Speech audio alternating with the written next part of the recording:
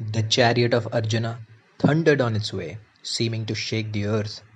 The hearts of the Kauravas quaked when they heard the twang of the Gandav bow. Our army must be added well and with care. Arjuna has come, said Drona anxiously. Duryodhana did not at all like the honor Drona did Arjuna by this anxiety. He said to Karna, the Pandavas' pledge was that they would spend 12 years in the forest and the following year undiscovered. The 13th year has not ended yet. Arjuna has revealed himself before the time. Why then should we give way to fear? The Pandavas will have to go again to the forest for another 12 years.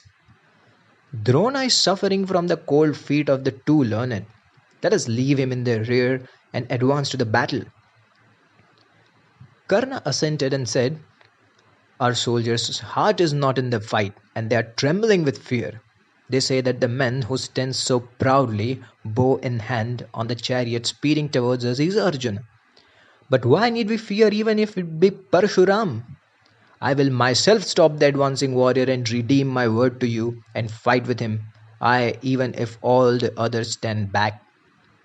They may drive away the cows of the Matsya king while single-handed I shall give them cover engaging Arjuna in battle. And Karna, as usual, began to blow his own trumpet. When Kripa heard these words of Karna, he said, This is pure tomfoolery. We must all make a combined attack on Arjuna. That would be our only chance of success. Do not therefore brag about your opposing him alone and unaided.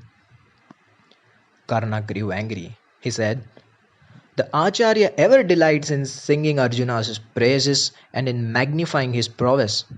Whether he does so from fear or excessive fondness for the Pandavas, I do not know. Those who are afraid need not fight, but may simply look on while others, who are true to the salt they have eaten, engage in battle. I, for one, a mere soldier who loves my friends and hates my enemies, will stand here and fight. What business have men learned in Vedas who love and praise their enemies got here?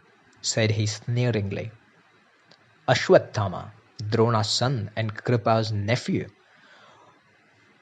could not hear unmoved this sneer at the venerable teachers. He said sternly to Karna, we have not yet taken the king back to the Hastinapur, and the battle is yet to be won.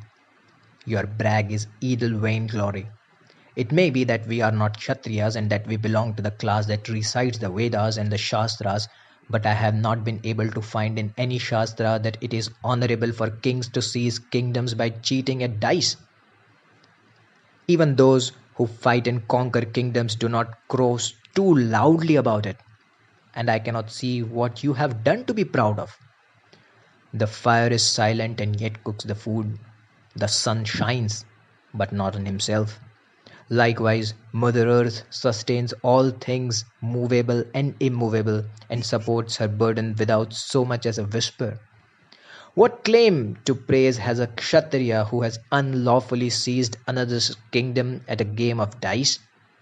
To have cheated the Pandavas of their kingdom is no more a matter of glory than to have spread traps for unsuspecting birds. O Duryodhana, O Karna, in what battle did you heroes defeat the Pandavas? You dragged Draupadi to the assembly. Are you proud of it? You have destroyed the Kaurava race like an empty-headed clod who fells a big sandal tree for love of its fragrance. A fight with Arjuna, you will find, is a very different thing from a throw of the dice. The Gandav will send forth sharp arrows and not fours and twos as in the game of dice. Vain fools!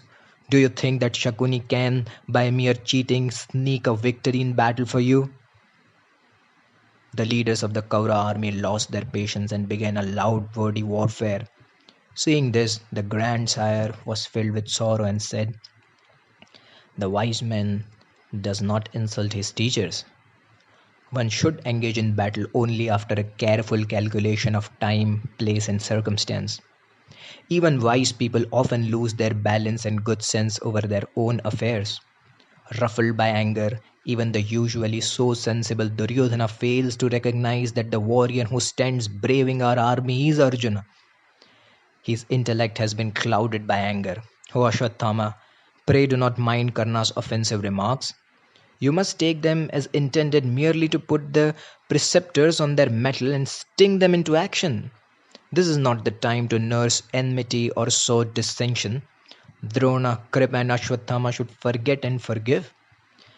Where can the Kauravas find in the world heroes superior to Drona, the preceptor, and his son Ashwatthama, who combine themselves in Vedic scholarship and Kshatriya heroism?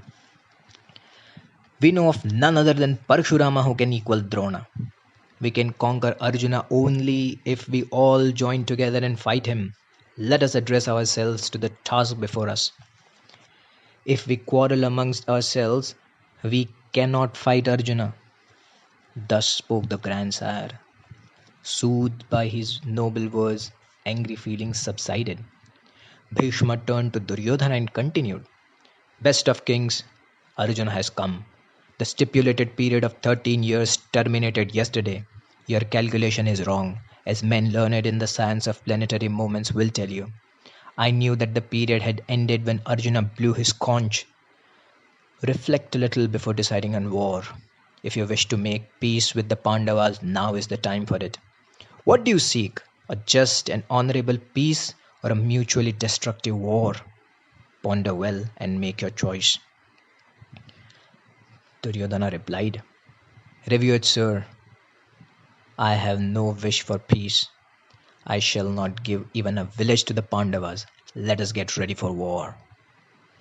Then Drona said, Let Prince Duryodhana take away a fourth of the army to guard him and return to Hastinapur.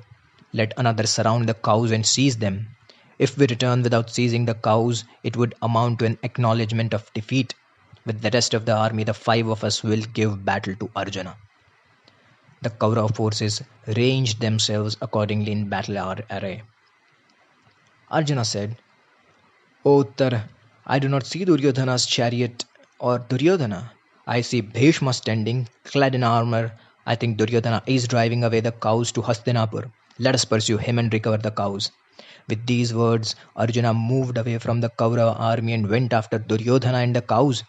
And as he was going, he respectfully greeted his teachers and the old grandsire by drawing his Gandav bow and sending arrows so as to fall near their feet.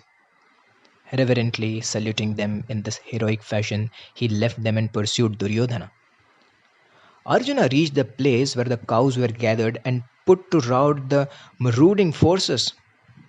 He then turned to the cowherds and asked them to take the cows to the byres, which they did with great rejoicing. Arjuna then pursued Duryodhana. Seeing this, Bhishma and the other Kaurava warriors rushed to the rescue and surrounding Arjuna sent forth arrows against him. Arjuna carried on a wonderful fight. First, he made at Karna and drove him from the battlefield. After that, he attacked and defeated Drona. Seeing Drona standing spent with fatigue, Ashwatthama joined in the fight and attacked Arjuna, which gave Arjuna an opportunity of letting Drona withdraw from the field. Then there ensued a bitter struggle between Ashwatthama and Arjuna. When Ashwatthama grew weary, Kripa relieved him and maintained the attack against Arjuna. But Kripa also sustained defeat and the whole army was routed and fled in fear. Though rallied and brought back to the attack by Bhishma, Drona and others, there was no fight left in them, and finally they left the field after a glorious fight between Bhishma and Arjuna, which it is said the gods themselves came to see. The attempt to head off Arjuna's pursuit of Duryodhana thus failed, and soon Arjuna came up with Duryodhana and strongly attacked him. Duryodhana was defeated and fled from the battlefield, but not far, because when Arjuna taunted him with cowardice, he turned around like a serpent and resumed the fight. Bhishma and others surrounded and protected him. Arjuna fought, and finally he employed a magic weapon which made them all fall down unconscious on the battlefield. While they were in that condition, he snatched away their garments. The seizure of the clothes of the enemy was the sign of decisive victory in those days. When Duryodhana came, Bhishma sent him back to the city. The whole army returned to Hastinapur after this humiliating defeat.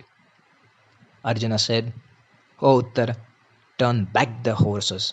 Our cows have been regained. Our enemies have fled. O prince, return to your kingdom, adorning your person with sandal paste and decked with flowers. On the way back, Arjuna deposited the weapons as before on the tree and dressed himself once more as Brihannala. He sent messengers in advance to proclaim in the city that Uttara had won a glorious victory.